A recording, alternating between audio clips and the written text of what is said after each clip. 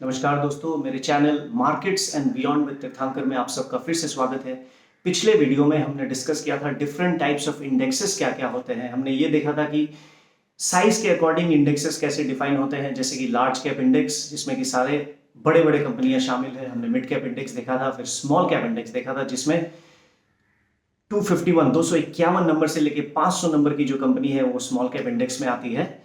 हमने thematic indexes के बारे में जाना था, मतलब कि कोई भी एक थीम, जैसे कि banking and financials sector index में कौन से शेयर्स होंगे जो कि बैंकिंग या फाइनेंशियल सर्विसेज को रिप्रेजेंट करते हैं, जैसे कि HDFC bank, ICICI bank and the likes. जैसे कि आईटी सर्विसेज थीमेटिक एक इंडेक्स हो गया, तो उसमें कौन सी कंपनियां शामिल होंगी जो आईटी सर्विसेज से है, जैसे कि TCS, Infosys, HCL Tech, Wipro and etcetera, all those kind of companies.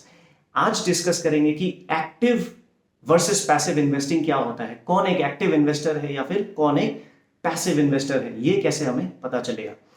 आपको नाम से ही पता चल गया होगा, एक एक्टिव इन्वेस्टर मतलब ही और शी इज वेरी एक्टिव, उसे सब कुछ खुद ही करना है।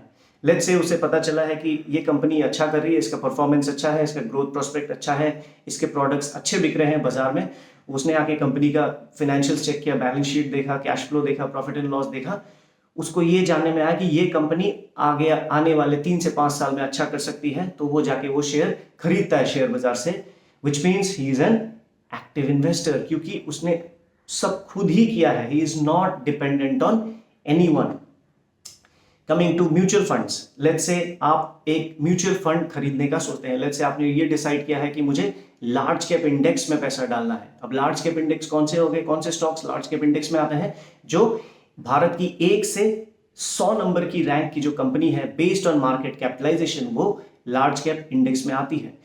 तो जैसे ही आप लार्ज कैप इंडेक्स में पैसा डालते हैं तो आप एक फंड मैनेजर को बोल रहे हैं, क्योंकि एक फंड है तो वो manage by A fund manager होगा, तो आप एक फंड मैनेजर को बोल रहे हैं कि मुझे जो 1 से 100 नंबर की रैंक की जो कंपनी है उसी के बीच में पैसा लगाना है।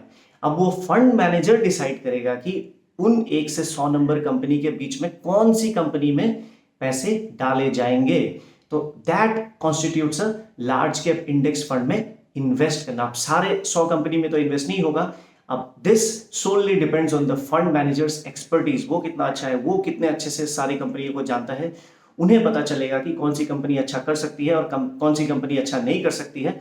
तो वो अच्छे कंपनी में पैसा डाल के जो कंपनी अच्छा परफॉर्म नहीं करेगी एज पर हिम और हर, उस कंपनी को वो उस फंड से निकाल देंगे। And likewise for mid cap index and small cap index. तो एक्टिव इन्वेस्टिंग क्या होता है, सिंस आपने डिसाइड किया कि आपको लगाना है लार्ज कैप इंडेक्स में पैसा, तो आप एक एक्टिव इन्वेस्टर बन गए। अगर आप डिसाइड करते हैं कि लेट्स से आपको एक स्मॉल कैप इंडेक्स में लगाना है और एक थीमेटिक इंडेक्स में लगाना है, लेट्स से आईटी सर्विसेज वाले इंडेक्सेस में लगाना है, क्योंकि आप डिसाइड कर रहे हैं कि आपको कौन से फंड में लगाना है, तो आप एक एक्टिव इन्वेस्टर बन गए। अब देखते हैं कि पैसिव इन्वेस्टर किसको कहते हैं।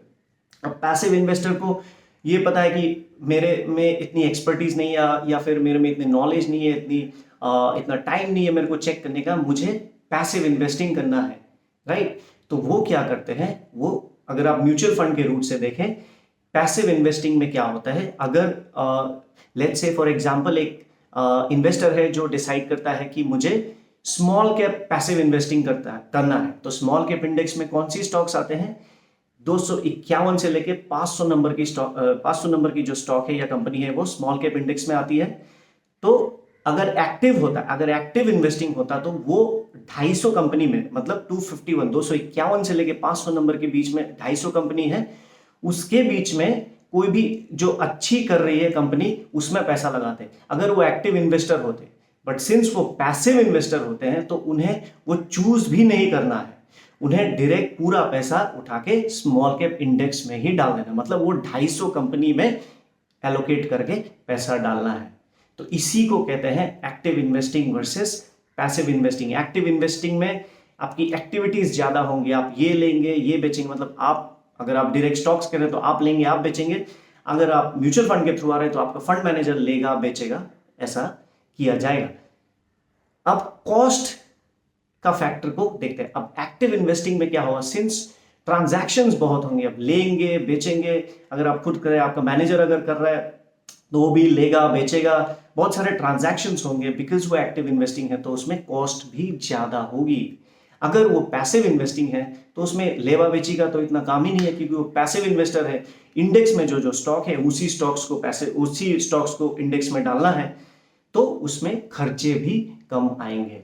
तो अगर किसी को थोड़ा सा रिस्क कम लेना है बट मार्केट जैसे जैसे परफॉर्म कर रहा है सेम वे में उसी चीज को रेप्लिकेट करना है, तो passive investing is the ideal way for such an investor to go about investing. अगर किसी के पास टाइम है, वो क्षमता है, वो एक्सपर्टीज है, वो कैपेबिलिटी है कि वो खुद देख सके, वो खुद रिसर्च कर सके कि कौन सी स्टॉक्स या कौन से फंड अच्छा करेंगे, तो वो एक्टिव इन्वेस्टिंग कर सकता है।